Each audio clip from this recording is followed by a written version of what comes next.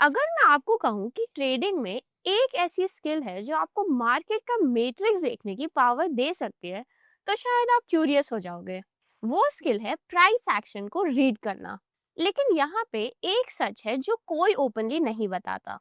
इसे मास्टर करने के लिए सालों का स्क्रीन टाइम लगता है, हजारों ट्रेड्स लगते हैं और एक स्ट्रॉन्ग मार्केट इंट्यूशन चाहिए होता है जो ओवरनाइट डेवलप नहीं होता। बिगिनर्स को प्राइस एक्शन अक्सर बहुत सिंपल चीज की तरह बेचा जाता है। आपने रील्स देखी होंगी जहां 2-3 कैंडलस्टिक पैटर्न्स दिखाकर बोला जाता है कि अब आप फ्यूचर प्रिडिक्ट कर सकते हो, जबकि रियलिटी बिल्कुल अलग है। प्राइस एक्शन कोई फ्यूचर प्रिडिक्ट नहीं कर रहा है, वो सिर्फ आपको एक पर्सपेक्टिव देता है। वो दिखाता है कि कहाँ suitable risk to reward setups available हैं और उन्हें कैसे कैपिटलाइज किया जा सकता है। लेकिन जब आप मार्केट इंट्यूशन ओवरनाइट बिल्ड नहीं कर सकते हो, तो शुरुआत कहाँ से करें? जवाब है डेटा। थ्योरी सुनने में इंप्रेसिव लगती है, लेकिन जब तक आपका अकाउंट एक्चुअल प्रॉफिट और लॉस के साथ मूव नहीं करता, तब तक वो सिर्फ नॉइज है। डेटा आपको अपने ट्रेड्स को स्ट्रक्चर करने देता है, मार्केट्स को टेस्ट करने देता है और फीडबैक के बेसिस पर सिस्टम बिल्ड करने देता है, कोई वाइब्स के बेसिस पे नहीं। इसीलिए एक बिगनर के लिए डेटा ओरिएंटेड अप्रोच का सिंपलेस्ट एंट्री पॉइंट है इंडिकेटर्स। इंडिकेटर्स कोई सीक्रेट सिग्नल नहीं देते हैं, वो सिर्फ प्राइस और वॉल्यूम डेटा को एक ऐसे फॉर्मेट में रीस्ट्रक्चर करते हैं जो समझना आसान हो। इस वीडियो में हम आरएसआई को सिर्फ बेसिक डेफिनेशन तक नहीं रखेंगे, बल्कि उसके मैथ को समझेंगे और देखेंगे कि कैसे वही मैथ प्राइस बिहेवियर को इन्फ्लुएंस करता है। हम पूरे 9 इयर्स के निफ्टी के बैक टेस्टेड डेटा के थ्रू ओवरबॉट और ओवरसोल्ड वाले मिथ को चैलेंज करेंगे। हम दो बिल्कुल ऑपोजिट अप्रोचेस को, मीन रिवर्जन और मोमेंटम को कंपेयर करेंगे और देखेंगे कि लॉन्ग रन में एक्चुअल पैसा कौन सी स्ट्रैटेजी बनाती है। और एंड में हम आरएसआई को प्रैक्टिकल तरीके से कैसे यूज करेंगे ये भी समझेंगे। आरएसआई का फुल फॉर्म है रिलेटिव स्ट्रेंथ इंडेक्स। ये एक मोमेंटम ऑसिलेटर है जो रीसेंट प्राइस चेंजेस की स्पीड और मैग्नीट्यूड मेजर करता है। लेकिन इसे सही तरीके से यूज करने के लिए सरफेस के नीचे देखना जरूरी है। ज्यादातर लोग सोचते हैं कि आरएसआई सिर्फ प्राइस की हाइट मेजर करता है, लेकिन ये गलत है। आरएसआई इंटरनल स्ट्रेंथ की कंसिस्टेंसी मेजर करता है। आरएसआई जनरली 14 पीरियड्स का डेटा यूज करता है। ये पहले एवरेज गेन और एवरेज लॉस कैलकुलेट करता है स्मूथ मूविंग एवरेज के थ्रू। फिर रिलेटिव स्ट्रेंथ निकाला जाता है, जो होता है 14 पीरियड्स का average gain divided by 14 periods का एवरेज लॉस। इस वैल्यू को फिर इंडेक्स किया जाता है ताकि फाइनल आरएसआई वैल्यू हमेशा 0 और 100 के बीच रहे। ये डिटेल इंपॉर्टेंट है क्योंकि जब एवरेज गेन लॉसेस से काफी ज्यादा होते हैं तो आरएसआई 100 के पास अप्रोच करता है। इसी वजह से आरएसआई का 70 होना ऑटोमेटिकली कोई सेल सिग्नल नहीं होता।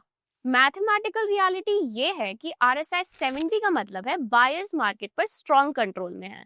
ट्रेडिंग का सबसे बड़ा मिसकंसेप्शन है आरएसआई को सिर्फ मीन रिवर्जन के लिए यूज करना। स्टैंडर्ड थ्योरी कहता है कि 70 के ऊपर ओवरबॉट है, आपको सेल करना चाहिए, और 30 के नीचे ओवरसोल्ड है और आपको बाय करना चाहिए। लेकिन स्ट्रॉन्ग ट्रेंडिंग मार्केट में कोई एसेट्स वीक्स तक ओवरबॉट रह सकते हैं और प्राइस फिर भी ऊपर ही जा सकता है। सिर्फ इसीलिए बाय करना क्योंकि आरएसआई पर स्टॉक चीप लग रहा है, कई बार फॉलिंग नाइफ पकड़ना जैसा हो सकता है।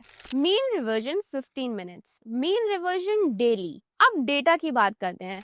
हमने निफ्टी को 2017 से अर्ली 2026 तक बैक टेस्ट किया, एक ऐसा पीरियड जिसमें निफ्टी लगभग 8000 से बढ़कर 25,800 के ऊपर चला गया। पहला टेस्ट बिल्कुल टेक्स्ट बुक रूल पर बेस था। हमने 30 पर बाय किया और 70 पे सेल किया।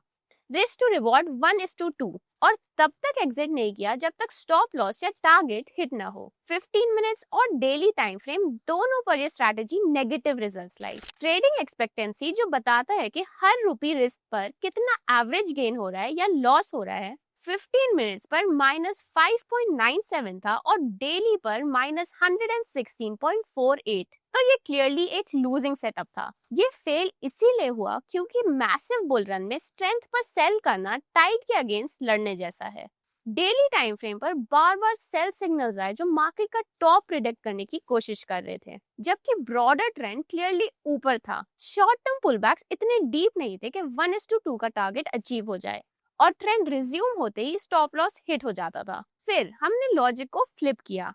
मूव को फाइट करने के बजाय हमने उसे ज्वाइन किया। ये था हमारा trend following approach. Rule simple था, RSI 70 हिट करे तो बाय स्ट्रेंथ कंफर्म करने के लिए, और RSI 30 हिट करे तो सेल वीकनेस कंफर्म करने के लिए। और क्योंकि हम लार्जर मूव्स कैप्चर करना चाह रहे थे तो रिस्क टू रिवॉर्ड हमने रखा 1:3, और इस बार रिजल्ट्स कंप्लीटली डिफरेंट थे। 50 मिनट्स के टाइम फ्रेम पर एक्सपेक्टेंसी थी 2.31 और डेली पर थी 33.6। 15 मिनट्स के चार्ट पर इक्विटी कर्व स्मूथ था और कंसिस्टेंटली प्रॉफिटेबल, जबकि डेली टाइम फ्रेम पर इनिशियली फ्लैट था लेकिन बुलरन के मेजर लेग्स कैप्चर करते हुए एक शार्प जंप हुआ। तो ये क्लियरली दिखाता है कि RSI रिवर्सल सिग्नल कम और मोमेंटम कंफर्मेशन टूल ज्यादा है। Directional 15 minute, directional daily. अब सवाल है कि आप इसे प्रैक्टिकली कैसे अप्लाई कर सकते हैं। पहला तरीका है ब्रेकआउट कंफर्मेशन। अगर कोई स्टॉक रेजिस्टेंस के पास कंसोलिडेट कर रहा है तो सिर्फ ब्रेकआउट का वेट मत करो, RSI को भी देखो। जब प्राइस ब्रेकआउट करे और RSI 70 के ऊपर क्रॉस करे तो ये एक हाई कन्विक्शन सिग्नल है। इसका मतलब मूव सिर्फ फेक आउट नहीं है, उसके पास इंटरनल मोमेंटम भी है सस्टेन करने के लिए। 2021 में टाटा स्टील ने इसका एक क्लियर एग्जांपल दिया, जहां ब्रेकआउट के वक्त RSI 70 के ऊपर था और फिर भी मूव सस्टेन हुआ। दूसरा तरीका है इसे स्ट्रेंथ फिल्टर की तरह यूज करना। अगर आपकी वॉच लिस्ट में मल्टीपल स्टॉक्स हैं तो हाईएस्ट RSI वाला स्टॉक चूज करो, क्योंकि RSI स्टॉक की स्ट्रेंथ को उसके खुद के हिस्टोरिकल परफॉर्मेंस से रिलेटिव मेजर करता है। तो हाईएस्ट RSI वाला स्टॉक ही पोटेंशियल अल्फा हो सकता है, जो मार्केट मूव होने पर सेक्टर को लीड करे। तो ट्रेडिंग कोई गेसिंग का गेम नहीं है, प्रोबेबिलिटीज का गेम है। मोस्ट ट्रेडर्स इसीलिए लूज करते हैं क्योंकि वो मूव के एंड को प्रिडिक्ट करते हैं, लेकिन डेटा क्लियरली दिखाता है कि रियल पैसे स्ट्रेंथ आइडेंटिफाई करके उसको राइड करने में आते हैं। तो RSI को समझना सिर्फ एक पहला स्टेप है होप बेस्ड ट्रेडिंग से डेटा बेस्ड ट्रेडिंग की तरफ मूव करने का। हमने देखा कि कैसे एक ट्रेडिशनल रूल को फ्लिप करके एक लूजिंग स्ट्रेटजी प्रॉफिटेबल बन सकती है, लेकिन ये सिर्फ शुरुआत है। मार्केट में और भी कई क्लासिक रूल्स हैं जो शायद डेटा के सामने टिक ना पाए। आप बताओ, आपको अगला बैक टेस्ट किस पर चाहिए? Bollinger bands, moving average crossovers, या फिर कोई स्पेसिफिक प्राइस एक्शन पैटर्न? तो कमेंट्स में जरूर बताएं, और सबसे ज्यादा रिक्वेस्टेड स्ट्रेटजी हम नेक्स्ट वीडियो में टेस्ट करेंगे। तो अगर इस ब्रेकडाउन ने आपको RSI को देखने का एक नया पर्सपेक्टिव दिया हो तो वीडियो को लाइक करो, और अगर आप ऐसे ही डेटा बैक प्रैक्टिकल इंसाइट्स चाहते हो जो सिर्फ थ्योरी पर नहीं बल्कि नंबर्स पर बेस्ड हो, तो 915 बाय ग्रो को सब्सक्राइब करना मत भूलना। यहाँ हम मार्केट को गेस नहीं करते, हम उसे टेस्ट करते हैं। मिलते हैं नेक्स्ट वीडियो में।